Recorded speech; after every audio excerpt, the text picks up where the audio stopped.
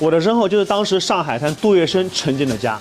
他被人们称之为上海滩的黑道教父。在旧上海，可以说呀，没有杜月笙摆不平的事儿。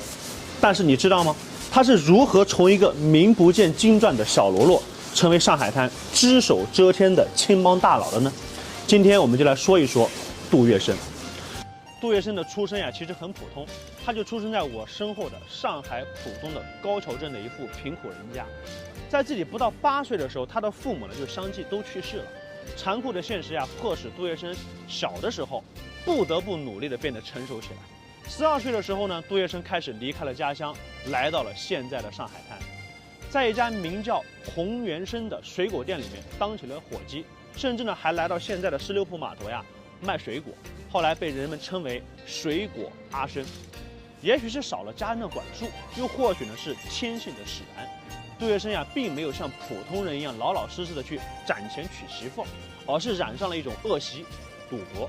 这有一次呢，杜月笙呀，他把身上的这个钱全部都输光了，在窘迫之下，他偷了水果店老板的20块钱，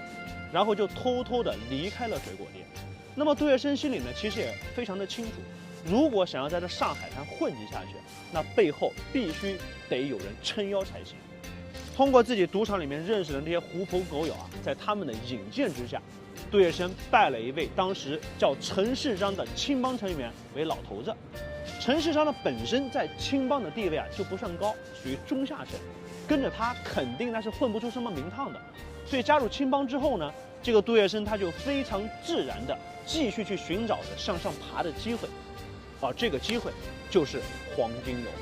在自己的不断努力之下呢，他也终于成为了黄金荣公馆当中的一员，也算是集保安、保洁、家政、洗衣服、做饭于一体的综合性人才。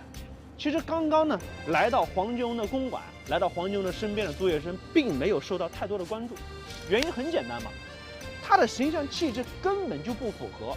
杜月笙的身材是比较瘦弱的，样子看上去呢也比较斯文。黄金荣需要的什么人？人高马大，是不是？8尺男儿，这是最起码的简单的要求嘛。杜月笙知道自己的缺点，所以在黄馆里面他并没有灰心。慢慢的呀，杜月笙发现了黄金荣这位名声显赫的大佬有一个缺点，那就是怕老婆。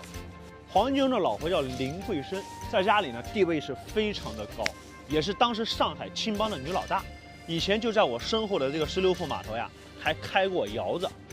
那么林桂生呢，她既然是青帮的女老大之一，于是的杜月笙呀便开始努力的去讨好林桂生。凭借着自己的聪明、智慧跟才干，这很快杜月笙就获得了林桂生的赏识，成为了这位黄夫人得力干将。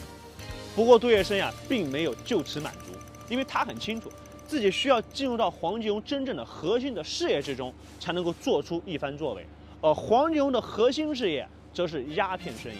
当时在上海啊，拥有鸦片合法销售批准的只有寥寥几家而已，大多数呢都是从印度走私到上海。而烟土商人呢，将这边鸦片丢到吴淞口，然后顺着这个江流，直接流入到了黄浦江。那么进入到上海的外滩一带之后呢，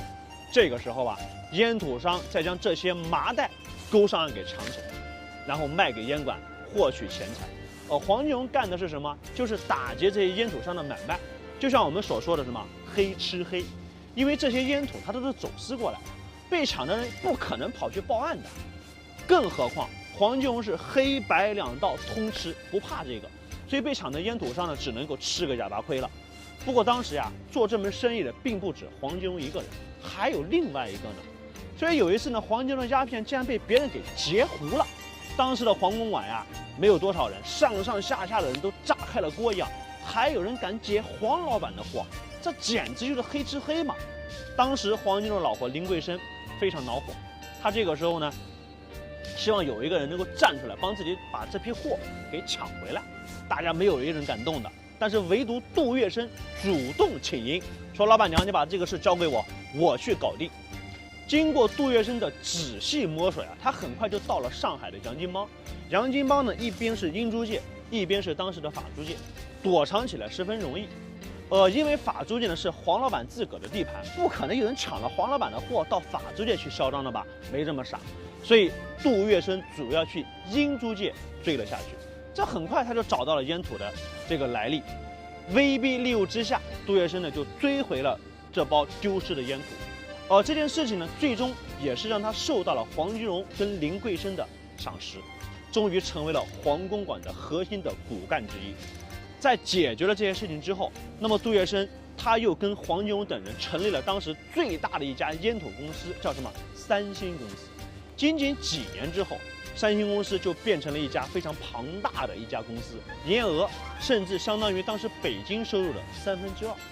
凭借着三星公司，终于这杜月笙从林桂生的一个小跟班，蜕变成了无人胆敢小觑的青帮大佬，成为了大人物之后的杜月笙呀，他并不满足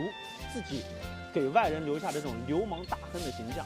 他决定进行一定的形象转变。他先是拜访了当时的国学大师章太炎，请他呢帮自己改名字，因为杜月笙本身叫杜月笙，生活的生，改了名字之后摇身一变变成了杜庸号月笙，一下子格调是不是就上来了？那么改了名字还不算呢，他对青帮的企业文化也有些不满，他让自己的手下呢脱掉了当时流氓标志的是吧黑色的短打，穿上了长衫。所以你看杜月笙基本上都是起了带头作用，去哪都是一身长衫。那么一时间呢，青帮的形象大变，不知道的还以为他们都加入了德云社，说起了相声呢。很快呢，这杜月笙呀又开始投入金融行业，之后又转变成了上海工商业的领袖，成为了上海滩人尽皆知的土皇帝。那么杜月笙呢，严格意义上来说，他并不算是什么好人，因为他卖鸦片，搞帮派。但是作为一个中国人，不得不给他竖个大拇指，因为他没有忘记自己的祖宗，没有忘记自己身上流淌着什么样的血液。1932年，在128事变时期啊，杜月笙表现出了他的爱国情怀。当时的19路军呢和日军在上海对峙，僵持不下。那么为了能够解决这支极其顽强的中国军队，日本人呢就决定从法租界绕路偷袭19路军。这个时候呢，杜月笙的门徒他们已经提前打探到了这个情报，所以当时的杜月笙啊，一边通知国民政府，一边呢就去找到了当时法国总领事，要求对方呢给个说法。而法国领事呢就在一起开会，他们邀请各国的政要来讨论到底让不让这个日本从法租界借道驻扎。这个会议期间呀，日本人就过来威胁，是吧？法国人就说你们必须要借道，不然的话咱们就对你不客气等等之类的言语。这个时候杜月笙也站出来了，他就明确的表示，如果日本人要是借道法租界打中国人，他就会在2个小时之内让上海滩所有的租界全部毁掉。他有这个能耐，对吧？这种办法虽然说很流氓，但是很奏效。法国领事得知以后呢，立即就阻止了日本人偷袭的这种行为。19路军也避免了背腹受敌的风险。那么在抗战正式打响之后，杜月笙呢也没有因为当时的这种时局的动荡而选择投靠日本。那么为了防止日本海军沿长江顺流而上，威胁内陆，当时我们采取了一种方案，就是把长江给拦掉。怎么拦呢？沉船，但是船比较少，是当时的这个船呢也比较小。杜月笙表示自己无偿把所有当时自己旗下大达轮船公司的船只全部捐出来，沉船渡江，所以起到了一个非常好的带头作用。那么淞沪会战爆发以后呢，当时的日本人希望当时青帮的3大亨都出来为日本人维持政局，但杜月笙作为中国人，他并不愿意。为此呢，这个日本人呀，在杜月笙附近就安排了很多的特务，为了防止这个青帮大佬他逃跑。所以你想一想，日本人他虽然说看得很紧，但是杜月笙他是有本事的。当时在什么这种插翅难逃的局面之下，杜老板的故交戴笠，军统特务的头子，他为杜老板亲自规划了一条逃跑的线路。逃到哪去了？当时的香港。所以留在香港的杜月笙并没有放弃救国，他在香港，他自己的门徒顾立还在监视日本以及汉奸的一些行动，甚至收到了某些情报之后啊，他会自己亲自送到当时的重庆去。相比于